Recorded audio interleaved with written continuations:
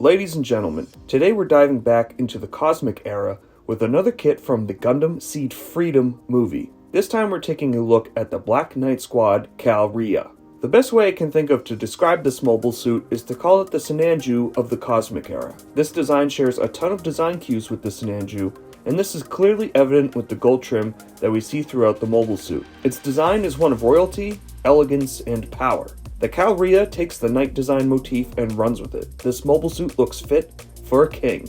All mobile suit designs are subjective, so your mileage is going to vary on how much you like the design, but personally, I find the Cal-Re-A to be a phenomenal design, and one that I find fits better into the SEED universe over the previously released Black Knight Squad designs. Like we do with every review, let's briefly talk runners. The Cal-Re-A is constructed with 12 main runners that include the parts for the mobile suit, with 8 short beam saber runners and 1 pet sheet for the wings of light. 237 pieces total for the main build, 16 short sabers, 8 wings of light make for 253 pieces for the whole kit and accessories. 12 main runners is a lot for a high grade. The A runner is multicolored with 4 colors on the runner: starch white, purple, teal, and red beam effects. We then have 3 matte injection gold runners, which are quite ugly to be honest. 2 injection gold with a better looking gold, 5 white runners, and 1 gray runner for the beam rifle.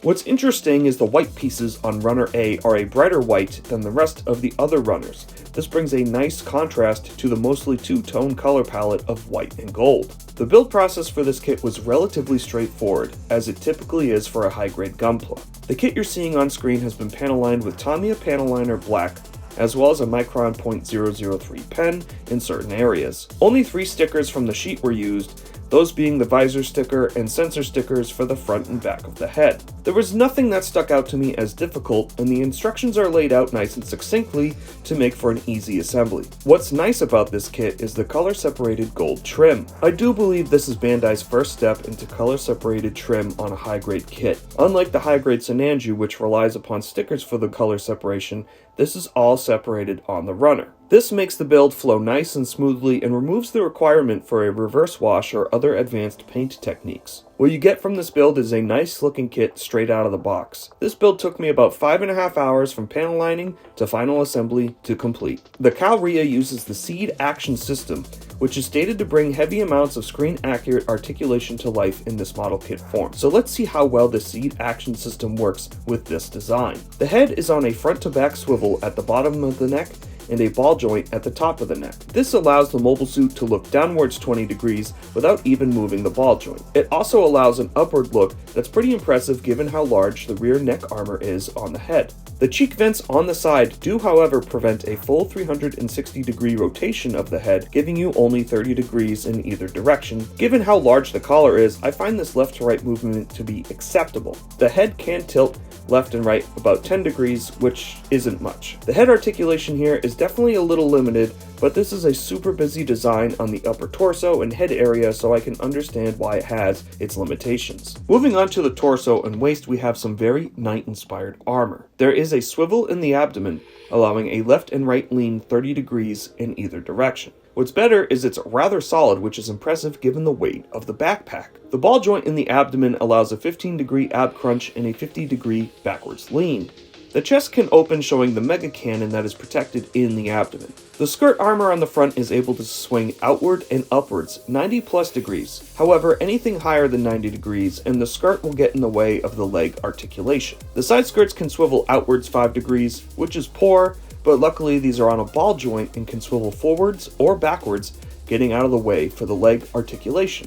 The rear skirt has no articulation, and the legs themselves don't have a drop-down gimmick in the waist like the Mighty Strike Freedom Gundam or the Infinite Justice Gundam Spec 2. The torso can rotate around on the waist quite a bit, but it does get stuck a little bit on the skirting armor, so this is something you're going to want to have to watch out for. The legs are connected to the waist on a peg into the thigh joint, which is on a swivel connection, which allows for a split. With the skirt open 90 degrees, the leg can kick forward 90 degrees, but that's all you're going to get.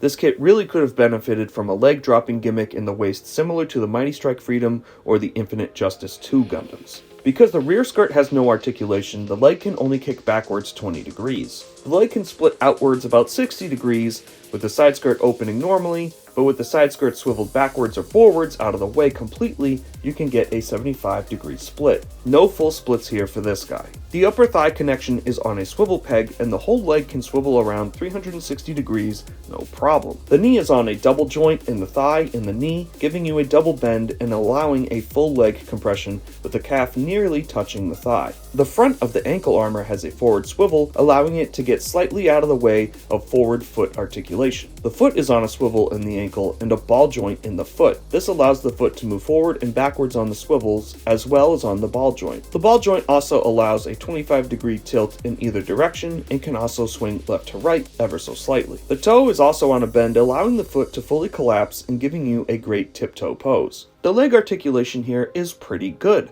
The only thing that's disappointing is that there's no drop-down gimmick in the waist for the leg to get out of the way of the skirt armor.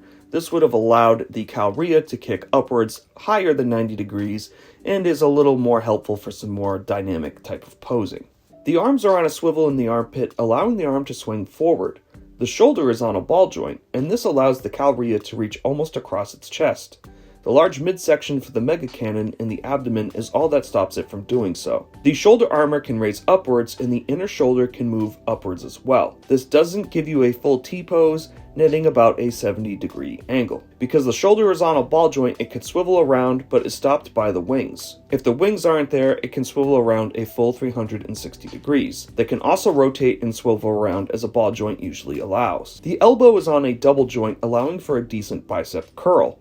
The arm doesn't touch the shoulder armor, but it gets pretty dang close. Quite a big improvement over the Gundam Burn-Lapius that we looked at in the last full kit review. The bicep is on a swivel, allowing a full 360-degree rotation from the shoulder. There is no articulation in the wrist, so we'll move right on to the hand, which is on a ball joint, which allows full 360-degree rotation and swiveling in all directions. The wings are on two swivel joints, one for each wing. This really only allows you a 25-degree rotation backwards. This is both for the collapsed and opened wing formations. The wings have no articulation and must be swapped out from its stowed and open configuration. This is a little disappointing, and this feels like an easy joint to make work, and they just didn't do it for whatever reason. I'm not sure if this is to strive for more anime accuracy, to have the wings look better in the expanded mode, or what. We've seen them pull off wing articulation like this with the Death Scythe, so I'm really unsure why a joint was omitted from the wings entirely.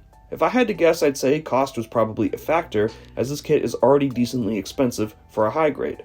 Maybe it's for stability purposes, and perhaps adding a joint to fold the wings would be too fragile and make the kit unreliable. In any case, the wings have no articulation. If it's going to get me a more stable kit, I suppose I'm okay with it, but it still is a little disappointing. Looking at the accessories, the funnel weapons do have slight articulation. Both wings can spread out from them, and this is where the beam effect parts come into play. There are 8 of these, and all of them have the same articulation and play features. There is an armor panel that can disconnect, which shows an action-based connector, so if you wanted to pose this kit in all of its glory in full attack mode, you could very well do so.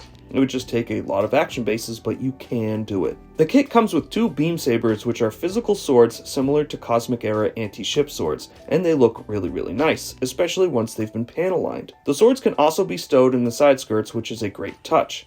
These are a little loose, so be prepared for them to slip out easily as you go to pose this kit. Finally, the kit comes with a beam rifle, which is blocky and pretty standard looking.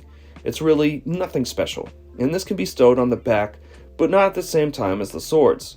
The winged parts formation is relatively simple. Both the funnels and the upper armors just slip on and off the wings in either stowed or open modes. In the stowed mode, you do have a gold connector to keep the wings together, and then a white connector on the end to keep the wings together. These are sturdy and solid and even have little clips to keep them on once you slide the funnels on or off or the armor pieces on or off, so I'm really not worried about these randomly dropping off the wings in any configuration. The kit also comes with 8 effect parts for the Wings of Light. These are really thin pieces of plastic with a cool gradient effect printed on them. These effects can only be used once the funnels are deployed and are sort of a parts formation. You have to switch to the expanded wings, then you'll need to place the Wings of Light on the expanded wings piece, and then use the upper white armor pieces to lock them into place on the wing. It's a simple swap, and all of the wings are keyed in certain areas, making it so you can only place them in their correct spots. Once the parts formation is complete, you have a very powerful and commanding high grade that demands you pay attention to it on the shelf. This is an incredibly beautiful kit with all the accessories applied. The articulation on display here is decent, and the arms do exactly what you want them to do, and the legs are exceptional despite not being as fully articulate as other SEED Freedom peers. With the decent articulation here, we can pull off some great poses. With the wings in their stowed mode, the mobile suit is able to pull off more balanced ground poses, and with the wings expanded, it can still pull off decent poses here too, but would better benefit from a stand. What's most impressive to me is this kit's stability. It gets a little back heavy in expanded mode with the funnels attached, but I don't need to make this mobile suit lean forward an unnatural amount to get it to stand. Here's looking at you, Infinite Justice Gundam Spec 2. The joints on the Cal-Re-A are very sturdy. I had a slight issue with the neck swivel and the torso being a little loose, but some joint guard was able to tighten this up no problem. Everything else holds poses extremely well, and I don't think I'm going to have to worry about this model getting droopy or weak anytime soon. The posability here greatly complements the design, all while maintaining the Cal-Re-A's stability. This is honestly pretty unexpected, given the design and how most SEED kits are back heavy and have slight issues with posability. This is a very pleasant surprise. What isn't a pleasant surprise, however, is the color correction. The color correction here can be a twofold issue, and it all depends how you feel about Bandai's injection gold. Let's start with the stickers and go from there. The Cal-Re-A comes with a sheet of stickers. We have 4 visor stickers and 3 sensor stickers.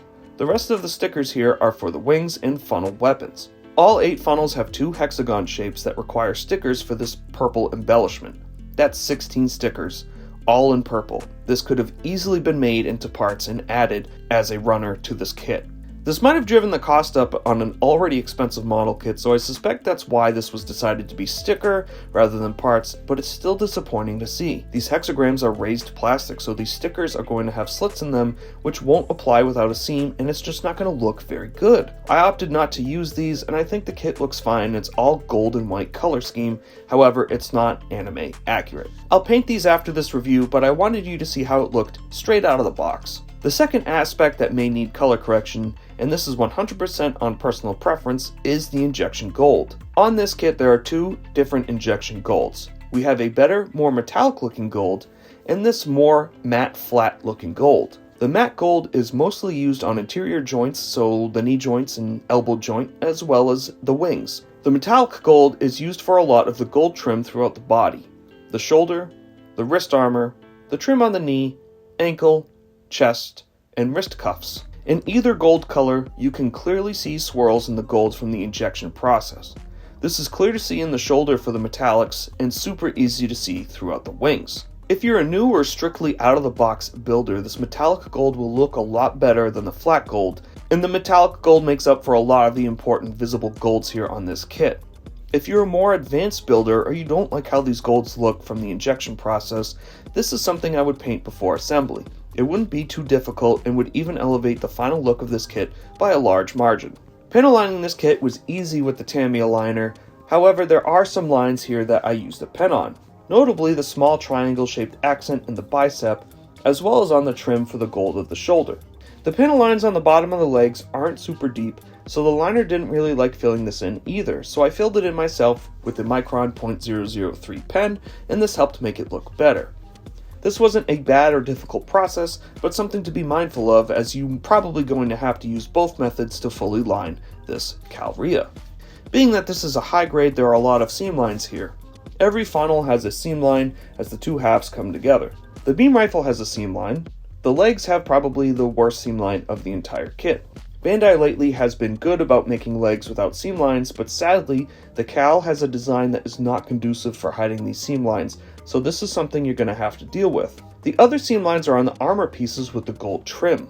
The ankle armor, knee armor, wrist cuffs, and shoulder armor all have seam lines directly in the middle of the white armor. This is a product of having a fully color separated trim. There's really no other way to lay out this white armor and have it fit with the gold trim pieces and not have a seam line. I find seam lines a little easier to deal with over reverse wash paint techniques, so this is fine for me, and I find a lot of the out-of-the-box builders will like this finished product of this kit with these colors separated rather than a sticker hell like the old Sinanju used to be.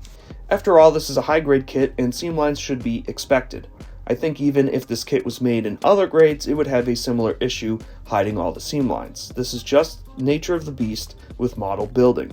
In terms of nub marks, this kit does a decent job having acceptable nubs. None of the gates here are really too large, leading to easy scarring, and this kit looks great out of the box. There aren't a lot of nubs that jump out at you. Most of the nubs are on the edges of the armor, so they're easy to do the two-cut method and keep it decently hidden. The matte gold pieces are probably the worst offenders of this kit because the color doesn't lend itself to easy nub removal, but this is easily mitigated by using a gun primer razor file. We've covered all aspects of the Cal-Re.A from the build process to the articulation and everything in between. The Cal-Re.A will be about $41 US give or take when it hits the stores. This is relatively expensive for a high grade, but for that price point you have a very solid and mostly color separated high grade that's got a lot of parts and a lot of potential. This is probably my favorite SEED Freedom kit that we've looked at so far on the channel. It has a great design and is a build that looks awesome out of the box. It does need a little extra TLC when it comes to color correction and seam lines, but the color separated gold trim and extra features really sell me on this kit. The Cal-Re.A is a perfect antithesis to the Strike Freedom Gundam, and I haven't liked a SEED antagonist design this much since the original Providence Gundam back in 2002. If you find the price point to be a little high, I can kinda understand that. This is a little more expensive than I'd like it to be, but the simplicity of the build and lack of heavy paintwork for all the gold trim makes it more appealing to me. Really, the biggest issue that this model kit has is the seam lines. However, I find that with the armor pieces being mostly white, the seam line should be easier to seal up if you feel so inclined. Some builders may take issue with the parts formation of the wings, and I'll admit that this is a little disappointing, but in retrospect, I'd rather a solid model kit that's enjoyable to build over a more accurate floppy mess that's unstable and frustrating to pose. Gundam SEED is known for its big, unique, embellished designs. In a sea of winged Gundams, the Cal-Re.A will do a fantastic job standing out from the crowd. With the extra packed in accessories like the Wings of Light, it's going to demand even more attention as it brings a noble looking uniqueness to your collection. This is one of my favorite high-grade releases so far this year.